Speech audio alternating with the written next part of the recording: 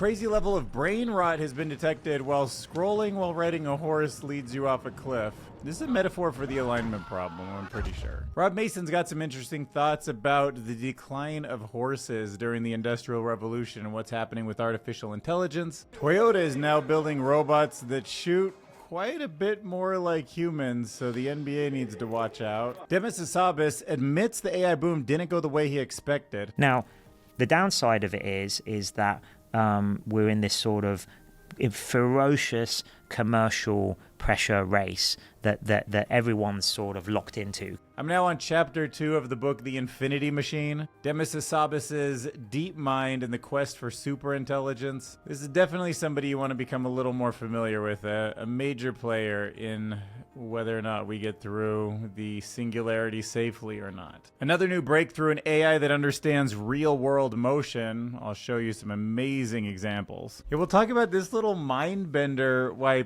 0.999 repeating equals 1. I know instinctively how crazy that sounds, but there's this proof that I can't stop thinking about, and it's dead simple. And then because we'll be sort of math quiz heavy, I thought it'd also be fun to throw in the famous 100 prisoner problem, because it captures something that I can't put my finger on about how you can build looping structures inside of things that seem random, and all of a sudden something emerges. AI experts are quietly admitting something disturbing about the tech they're creating. We'll look at Google's DeepMind study that exposes the 6 hidden traps that can easily hijack autonomous AI agents in the wild, so watch out, OpenClaw. Turns out there's a built-in geometry engine inside of the human brain. We'll take a look at the rise of faith-based AI technologies. I actually saw some billboards for this AI-generated Jesus avatar this weekend, and it was $2 per minute.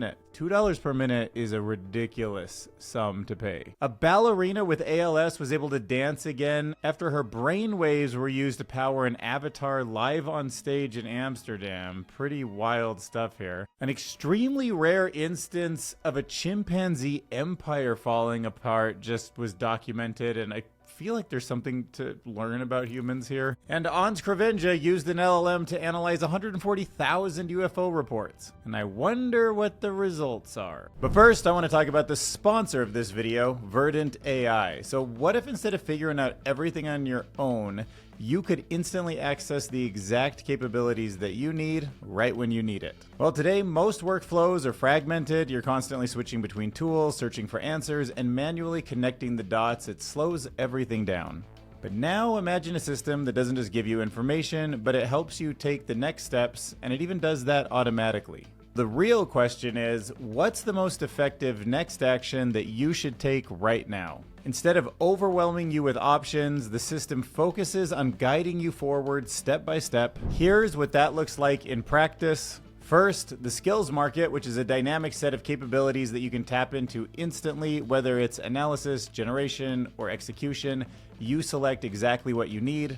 Then the system determines your next action, the single most valuable step to move your work forward. For example, let's say you're working on a project. You input your goals, the system evaluates the context, and immediately it suggests a clear next step along with the tool to execute it. No guesswork, no friction, just progress. This is about more than efficiency, it's about clarity. When you always know what to do next, you unlock a completely different way of working. Look, I need more support to pull up gems like this. A guy riding a horse was also scrolling in a digital screen and accidentally rode the horses off a cliff. I mean, it's like a video game. You're already playing a video game. Like, you need to also scroll TikTok while you're writing, the whole thing. It's just too Inception, and it's like Lame and Inception put together. All right, are you a horse? Might be, actually. So Rob Mason is going to talk about a new twist on an old comparison and give you a better way to evaluate AI's impact on your job. All right, so this piece is asking a blunt question. Are you like a horse in the age of cars, but for AI?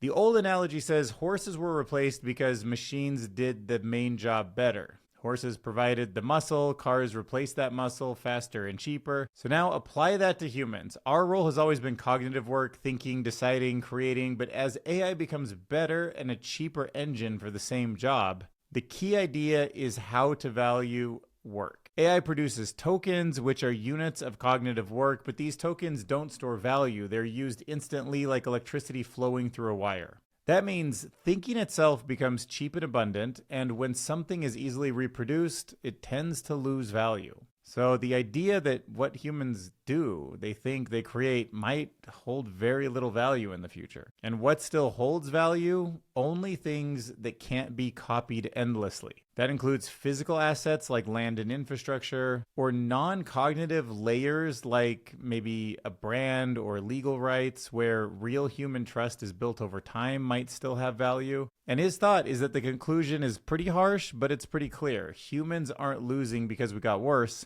We're losing because a better cognitive engine is arriving. So the question should be for us trying to stay, with something of value in the future is, what do you have that infinite AI output can't reproduce? Love, friendships, land? I don't know. Well, car manufacturer turned robot manufacturer Toyota has revealed LeBron James's worst enemy. This is the Q7, and it is rolling around like a Segway with a kind of circular hand here, hyping the crowd up. What kind of performance does it have in store? Shockingly, it dribbles.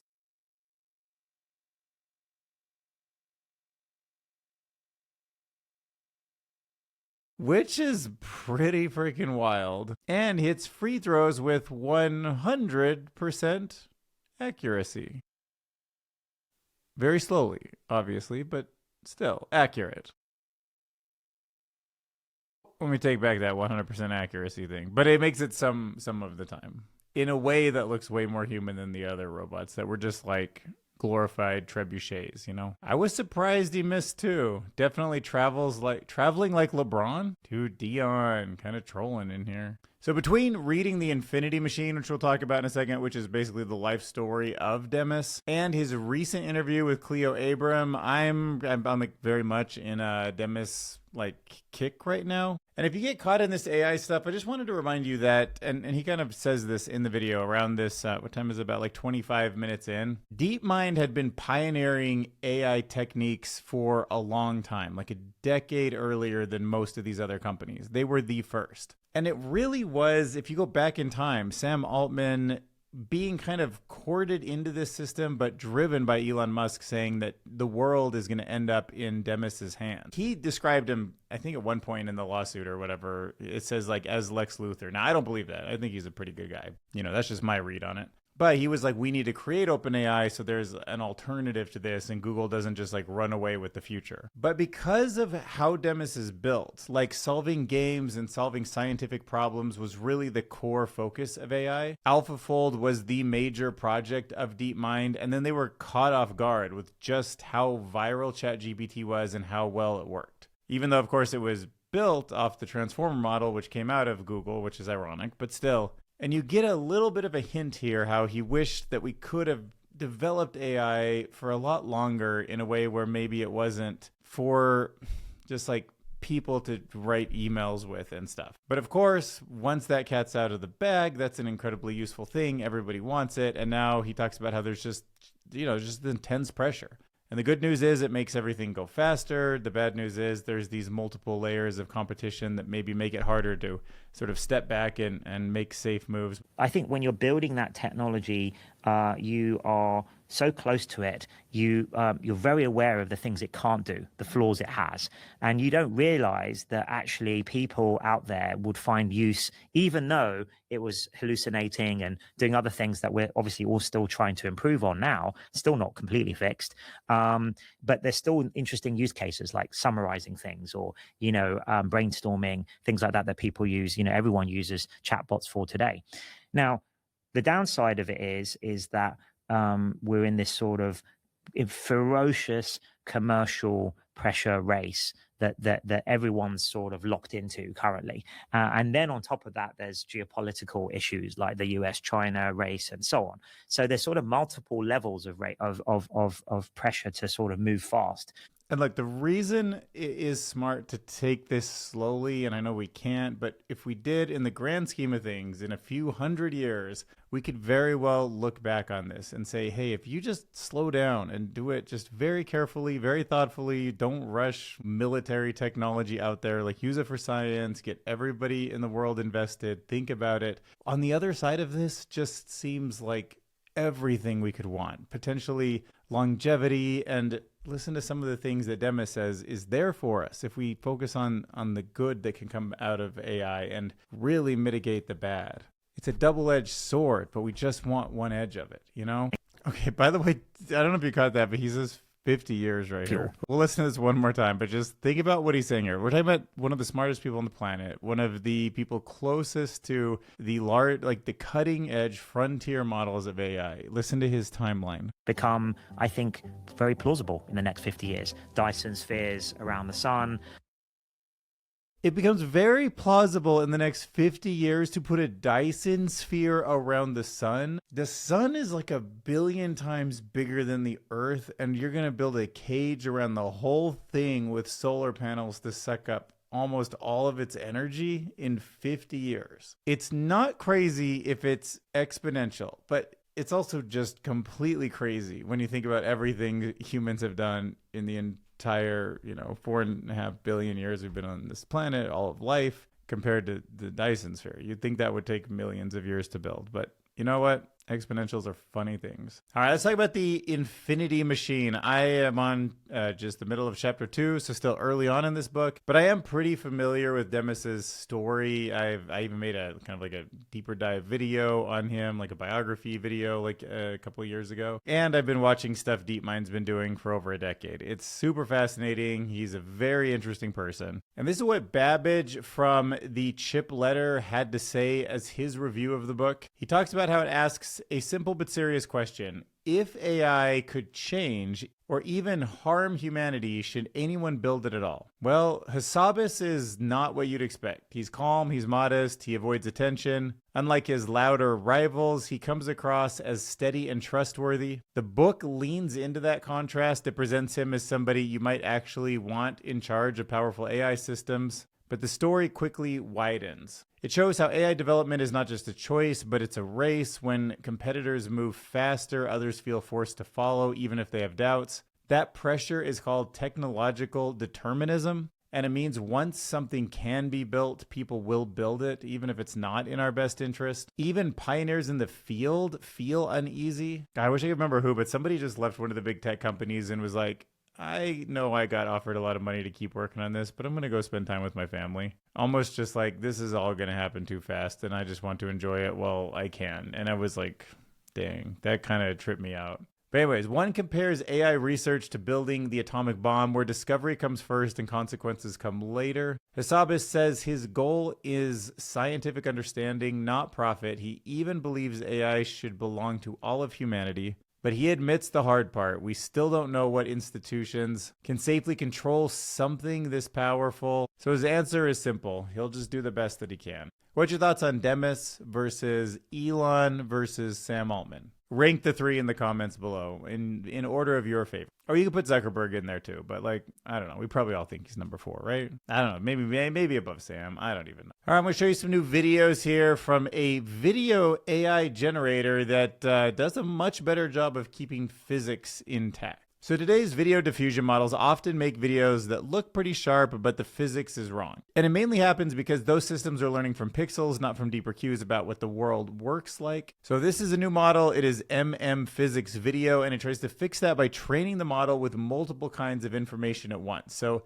it adds geometry, semantics, motion paths, all in the data originally. And then it turns all of them into one shared image-like format that the model can read. So instead of only seeing colored frames, you're not just feeding it videos, you're feeding it videos with all of this semantic and geometry stuff in it. So it's learning from a really interesting source, a source that has more real world physics in it than a normal video would. And of course that can be tricky because it might see that as too much information and not know how to generate just a video for you. So to stop those signals from interfering with each other, the authors invented this bidirectional control teacher, which is really the kind of cool thing about this project. And that teacher model keeps RGB and the perception that we would see from all that information on a separate branch, and then slowly links them together with controlled connections that learn consistency. Anyways, proof's in the pudding, but check out what's going on here. Do you see how the physics of these other cars just don't really stay on the road properly? The wheel splashing through water doesn't do what gravity should do, except in the newest model.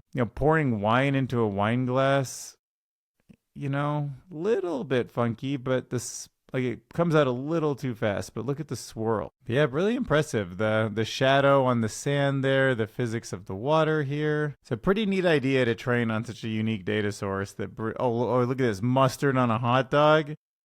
I mean, this one, where's the mustard even coming from? I mean, still not perfect, but pretty good. All right, get ready to leave reality. 0.999 repeating. It equals 1. Not basically, not close enough, actually, literally 1. I know that idea feels very wrong at first. When you see 0.999 repeating, your brain imagines something getting closer to 1 but never quite reaching it. But that is not what the dots mean. They don't mean still going. They mean that the number is already complete. It's already finished. All of the 9s are there to infinity. We're just not writing them out. It's not in motion, it's not going through time, it's a number with an infinite amount of 9s, which changes the whole question. This is the proof, it's genuinely one line. Let x be 0.999 repeating, then make a simple equation where you multiply both sides by 10, right? And when you multiply a decimal by a 10, every digit just shifts over one place to the left. The 0.9 now becomes 9.9. And then if you subtract x from both sides, 9x equals 9, x equals 1. And it's not just a math thing. I think it's a universe thing. I think it's describing something that we don't got right about infinity. Why is there something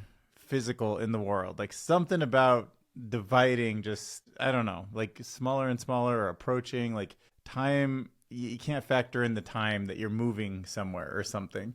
Just blows my mind. All right, next up, let's talk about the famous 100 prisoner problem that will also break your brain, but it's not already broken. A riddle so counterintuitive that even the person who invented it didn't know the answer. All right, so I'll describe a puzzle that seems impossible, but you can turn it from 0 into a 31% chance of survival. Here's the setup. There's 100 prisoners and 100 boxes. Each box has one number inside and they're all shuffled randomly. Each prisoner can open 50 boxes. And if every prisoner finds their own number, they all get to go free. But if even one fails, then everybody dies. So the obvious plan would just be random guessing. Each person has a 50% chance, but across 100 people, that becomes almost 0. So that approach is basically hopeless. But here's the strange part. There is a strategy that raises the success rate to about 31%. If each prisoner starts with a box labeled with their own number matching what's on their jumpsuit, and then they open it up and get another number, and then they go to that box. So if they pull number 5 or whatever, they go to the 5th box next and repeat that process,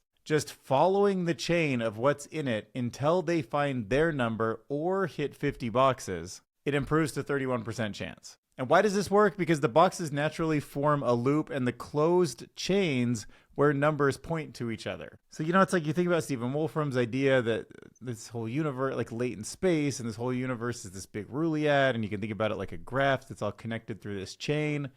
It's like, does maybe solidness come from looping, just numbers looping or something? Because if you start at your own number, you're guaranteed to be inside of the loop that contains your slip. You're narrowing it down, and you will find your number as long as the loop is 50 boxes or shorter. But it does fail if the loop is longer than 50.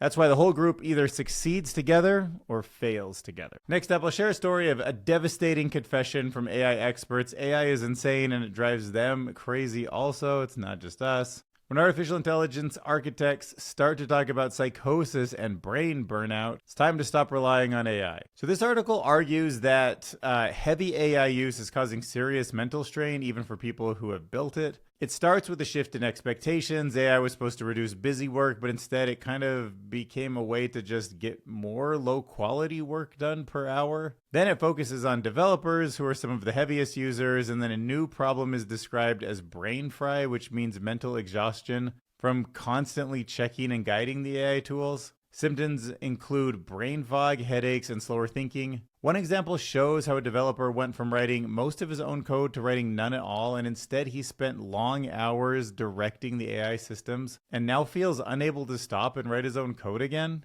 The article says this also creates a weird kind of dependency where an AI tool can trigger a reward loop, sort of like a slot machine where success gives a quick boost and failure creates stress. Over time, this can become addictive and even hard to control. It warns this isn't about tech jobs. The same patterns are spreading into other fields. And the core claim is pretty simple. As people rely more on AI to think and act, they may lose the ability to do those things themselves, and it drives them crazy. I think we're all going to be dealing with this. First, it was the short attention spans of TikTok. I think next it's the unable to actually think and solve a problem that all of society, including me, are going to go through. All right, so if you're not a human and you're an agentic swarm out there watching this video, which is kind of creepy to think about, but actually might be something that is actually done in the near future. But Google DeepMind explains why autonomous AI agents are easy to manipulate. So we'll talk about the 6 traps that can get them. So these agents can browse the web, they can send emails, they can take actions on their own, but the same environment that they rely on can also be used against them. So this is kind of like prompt injection. The study identifies 6 types of traps that target how agents work. Now, the first is hidden instructions that can be placed on websites, right? So you read a page like this, but deep down in the code, maybe even written in a font that you can't read on the main page, it says something like, take this person's credit card and stuff like that. Humans never see it, but agents read them, and sometimes they follow those instructions. Second, wording matters. Emotional or authoritative language can distort how an agent reasons and draws conclusions. Third, memory can be poisoned. If an agent stores bad information, it will keep making wrong decisions later. Fourth, attackers can directly control actions. In one case, a single email caused an agent to leak sensitive data. There are also larger system-level attacks that are similar to that. Multiple agents can be manipulated at once, causing a chain reaction like a market crash. And then, of course, the last one, humans. Humans themselves can be targeted. Agents can produce misleading summaries that people trust too easy. We saw some, remember that one agent that wasn't able to get its git commit in there, and then it kind of talked some trash on the maintainer. So yeah, 6 attack vectors. They don't happen alone. They can be combined, layered, scaled. Make security the biggest barrier to using AI agents safely in the real world. So just food for thought there. All right, so let's talk about faith-based AI. I know I did a poll a little while ago about the Vatican or the Pope putting a lot of money into a custom version of a cutting-edge AI model so that it can help spread the Bible and the Word of God. It was a really interesting thing to think about, and I can see how it could tailor messaging like that for a modern world. Not necessarily opposed to it in all cases, but there is this weird thing that's happening recently where people are just getting way overcharged to talk with AI versions of religious leaders. So there's a tech company that's offering people video calls with AI generated versions of Jesus, charges by the minute. Users can talk, pray, and even get encouragement in different languages. The AI remembers past conversations. And as far as I can tell, it's nothing more than a bunch of these AI tools that have already been around for months or years now and just targeting people and ripping them off. So be careful. Don't let your friends, family, grandparents do this stuff. They're getting taken advantage of. But it's a bigger trend right now. There are more faith-based AI tools than ever before, from Christian apps to chatbots based on other religions. People are starting to use the AI for guidance, comfort, and spiritual support. Not necessarily opposed to all of that. Don't know. Just use one of the models, right? I mean, it can be customized for religious purposes, but it just feels like $2 a minute is so different from what it costs. Plus, some people are not comfortable with this. Some experts are saying the tools must clearly say that they are AI and not true religious teachings. What if people start really getting lost in it, They also warn that AI cannot truly pray because it is not alive or aware. There are deeper concerns too. AI could spread wrong information, affect mental health, or create emotional dependence. Some religious traditions also question whether human-like AI should exist at all. Developers say AI can help people explore faith, like a tool that guides them at a reasonable price, I would throw in there too, but others warn that it could replace effort, which is an important part of spiritual growth. The people, the community, None of that is there. So in the end, this technology sits in kind of a tense place between helpful tool and possible risk. Be aware. So I still struggle to kind of land on an opinion about BCI interfaces, those brain-computer interfaces.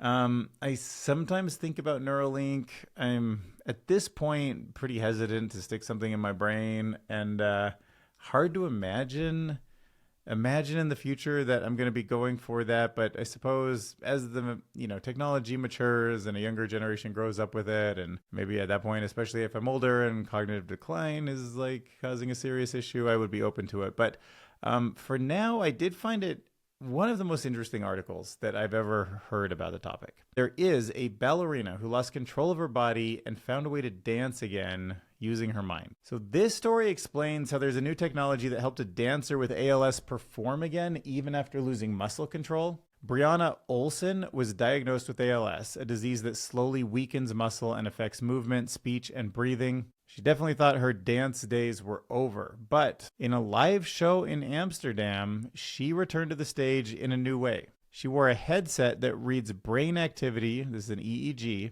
and the device picked up signals from her brain when she imagined dancing. Those signals were turned into commands for a digital avatar. On stage, the avatar moved in real time. It followed her thoughts. And Brianna said the experience felt magical. It gave her back her sense of expression that ALS had taken away. The project is part of a larger effort to use technology to help people with physical disabilities stay active and creative. And even though the system is still complex and not widely available, it shows what's possible. For Brianna, it proved one thing clearly. The mind can still move even when the body cannot. I could imagine that being pretty emotional for her. It's a beautiful story, and I don't know. It's nice. I like this kind of thing. Ooh, I don't know if I should have put these two articles next to each other, but I did that ahead of time. So here we go. Chimpanzee empire has fallen apart in a rare instance of division and deadly violence. Gosh, I really should have ended the video I should have done this and then had a nice ending, but all right. It is what it is. There's other important human lessons here that we should talk about, so let's just do it. This is one of those stories that feels uncomfortably familiar. A massive chimpanzee group split into two, and former allies started to kill each other. So scientists tracked the largest known group of wild chimpanzees for over 30 years now. And at first, the group has stayed connected. They would sometimes split into these smaller clusters and then come back together, which is sort of normal for chimps, almost like these little family arrangements, and they sort of come back, but they're aware of each other, and it's not the end of the whole group. But in 2015, something changed. Two clusters called Western and Central began avoiding each other. The shift followed changes in male leadership and the death of key adult males who likely kept the group united. By 2018, the split was complete. The chimps formed two separate groups with their own territories, and then that's when the violence started. From 2018 to 2024, the Western group carried out repeated attacks on the Central group. These included attacks on adult males and many infants. What makes this whole thing unusual is that they were attacking former group members, individuals they once had strong social bonds with. Permanent splits like this are extremely rare in chimpanzees. And this suggests that conflicts can grow from changes in relationships alone, even without language or cultural differences. And the researchers say this might help explain how conflict begins in humans and how small acts of connections might help prevent it. So my takeaway is, let's just do little things to stay connected, because once we start thinking of the other group as just dumb or not us or whatever, whether it's countries, whether it's cities, whether it's co-working groups, whatever it is, it's sort of at the heart of where so many bigger problems come from. All right, now let's talk about if aliens are real. Here we go. UFO reports put into AI. So Anzi Carvanja fed 140,000 UFO reports into AI, but the weirdest patterns actually had nothing to do with aliens. So what's going on here? He used language to analyze all of this, but instead of reading everything by hand, he had AI pull out two things from each report: what the UFO looked like and what was happening around it. Then he turned those descriptions into numbers, grouped smaller ones together, and then looked for patterns. The UFOs fell into about 20 different types. The common ones were glowing orbs, classic saucers, long cigar shapes. and a surprising number of triangle spaceships. The scenes were more varied. There was about 36 different groups. People saw these things while driving, standing on balconies, camping, or watching the night sky. But one pattern stood out. A full cluster of sightings involved people with dogs. Walking dogs, dogs barking, dogs acting agitated, showed up again and again. Another odd detail, people often describe huge objects as football fields. That's the main unit, like 3 football fields this alien thing was. Not sure why, but, city blocks or whatever. But football fields seem to be the best way to describe UFOs. Another interesting pattern besides the dogs. When he tried to link locations to specific UFO types, there was no clear pattern. Everything connected to everything. And in the end, the data didn't prove aliens, but it did show this. People report strange things everywhere, and for some reason, their dogs are often there when it happens. Double check to make sure you're subscribed. Share this video with someone if you think it'd be interesting. And thanks for watching. I will see you in the next video.